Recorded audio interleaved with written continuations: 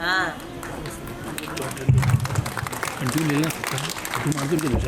आदरणीय अतिथियों, पुस्तक समीक्षा में शामिल मनीषियों, संस्था के कर्मठ कार्यकर्ताओं, यहाँ उपस्थित समस्त समर्पित पालकों, बालकों और मेरे स्नेहीजनों, आप सबको मेरा सादर नमन। भैया मैं बात कर रहा हूँ ना। विषय बहुत भावुक है, किताब बहुत भावुक है और मैं सामान्यतः वैसे ही बहुत भावुक हूँ और बात करते करते भावुक हो जाता हूँ। मैंने कोशिश की, पिछले 3 दिनों से प्रयास कर रहा हूँ कि भावुक ना हो बोलते हुए, लेकिन फिर भी कह नहीं सकता।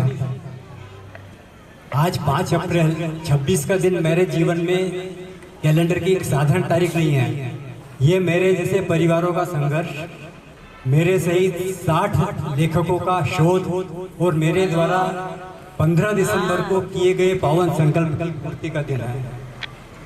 सबसे पहले मैं मंच पर विराजित पुस्तक समीक्षा में शामिल मनीषियों का धन्यवाद करता हूं, जिन्होंने एक दुनिया ऐसी भी पुस्तक को न केवल पढ़ा बल्कि उसकी आत्मा को भी छुआ। उससे मुझे विश्वास हो गया है कि यह पुस्तक जिस उद्देश्य से लिखी गई है वो उद्देश्य पूरा हो गया है। और यह भी विश्वास है कि आज प्रख्या सहित कई सारे बच्चों की, हजारों बच्चों की दुनिया एक अकेली दुनिया नहीं है। उस दुनिया में इधर बैठे हुए लोग, इधर बैठे हुए लोग सभी शामिल हैं। इन बच्चों की सीखने की क्षमता कम है, परंतु इनके विचार, इनकी क्षमता हम लोगों से कहीं तीव्र, उतनी ही तीव्र है जितनी हमारी है, और हम लोगों से भी पवित्र इनकी भावनाएं हैं। अक्सर लोग पूछते हैं कि कॉस्ट अकाउंटेंट होते हुए जो कॉस्ट कंट्रोल, प्रॉफिटेबिलिटी के आंकड़ों की दुनिया में रहता है, इतनी भावुक पुस्तक क्यों लिखी, कैसे लिखी? तो मेरा एक सीधा सा सवाल, ये पुस्तक मैंने नहीं लिखी है, ये पुस्तक मेरी बिटिया प्रख्या ने लिखाई है। उसके कारण ये पुस्तक लिखी गई है। शायद प्रख्या नहीं होती तो आज ये मंच नहीं होता, ये दर्शक नहीं होते, सुषमा जी, दीक्षित मैडम हमारे साथ में होती, आप लोग मेरे साथ में होते हैं।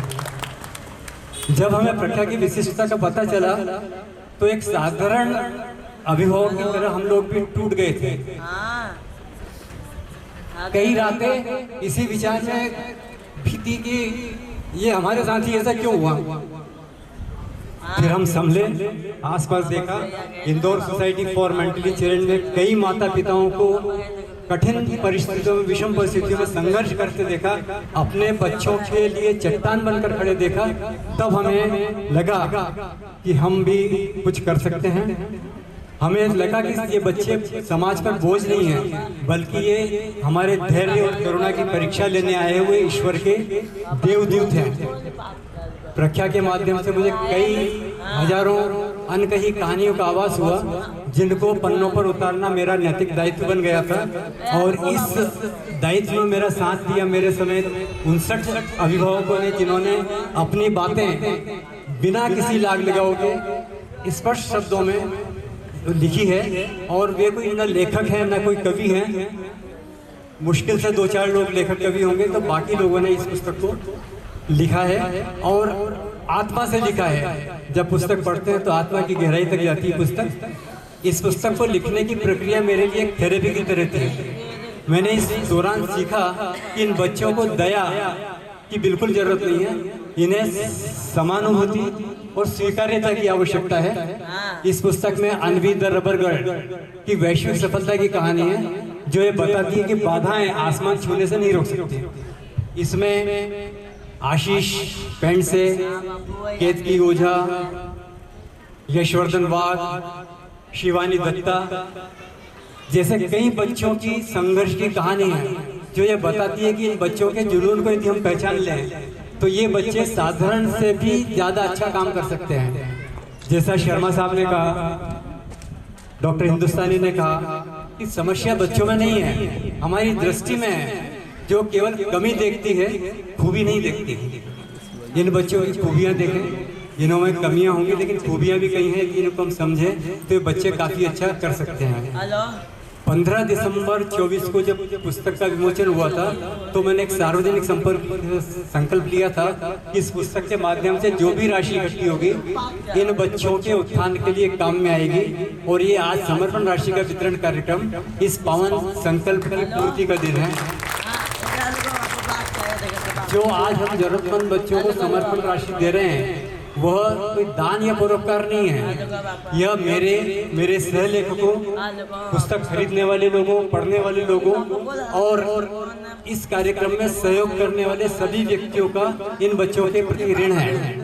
हमने इन बच्चों के नाम उन संस्थाओं से मंगाए जहां से शिक्षण प्रशिक्षण करते हैं। उन्हीं को हमने दायित्व दिया था कि वो जो जरूरतमंद है वाकई में उनका नाम हमें भेजे और उन्होंने भेजा। ये समर्पण कार्यक्रम राम सेतु निर्माण में गृह का एक छोटा सा योगदान है।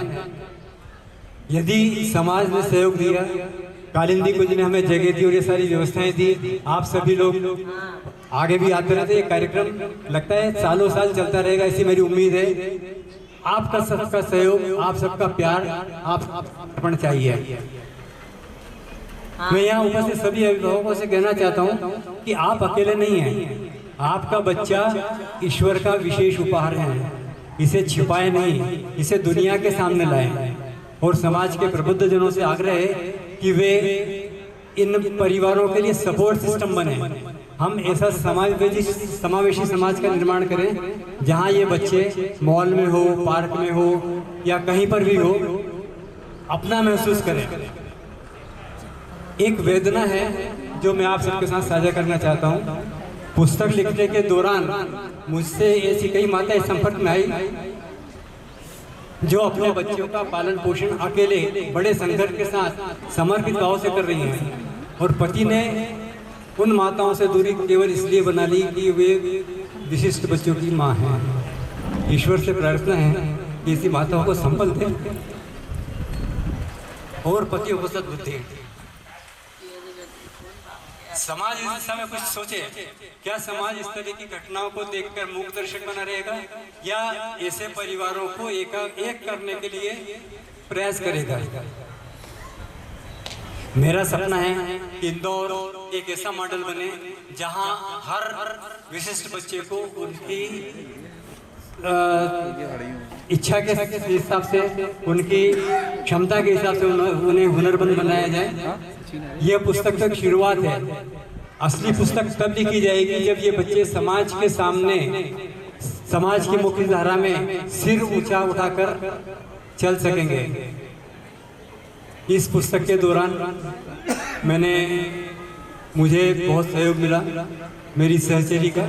मैं उसको धन्यवाद देना चाहता हूँ इस कार्यक्रम पर, इस मंच के माध्यम से। साथ ही प्रख्या में जो भी आप परिवर्तन देख रहे हैं, जो भी देख रहे हैं, प्रखर और प्रांशों का योगदान भी उसमें बहुत है। धन्यवाद देता हूँ उन संस्थाओं को जिन्होंने इन बच्चों तक हमारी पहुंच बनाई।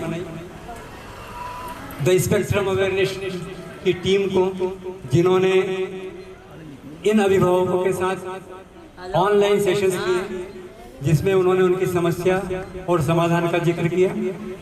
एक दुनिया ऐसी भी परिवार के बच्चों को लेकर एक कैलेंडर प्रकाशित कराया और उसकी समस्त राशि इन बच्चों में वितरित करने की शिवाली दीदी ने बोला है, तो उनका आभार।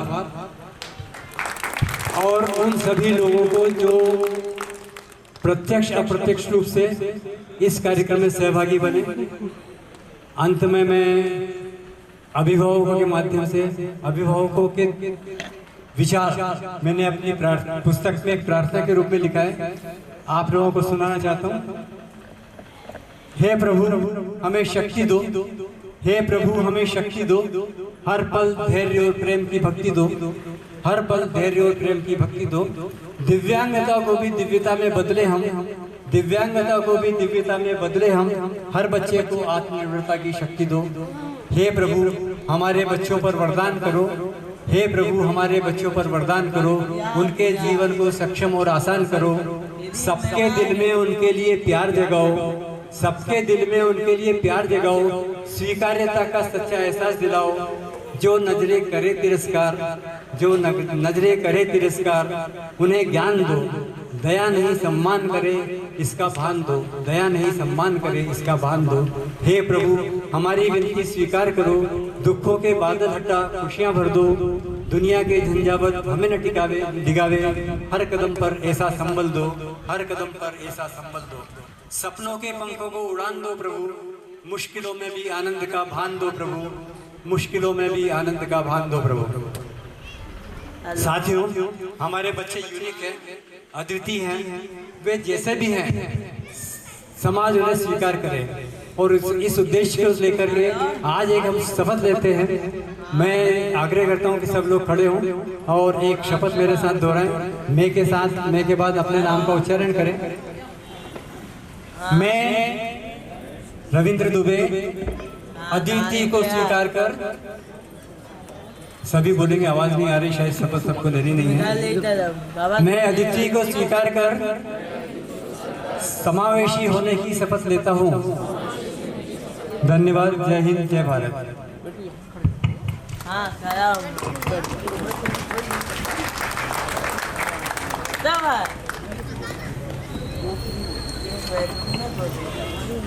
सर का उद्बोधन बहुत मार्मिक था।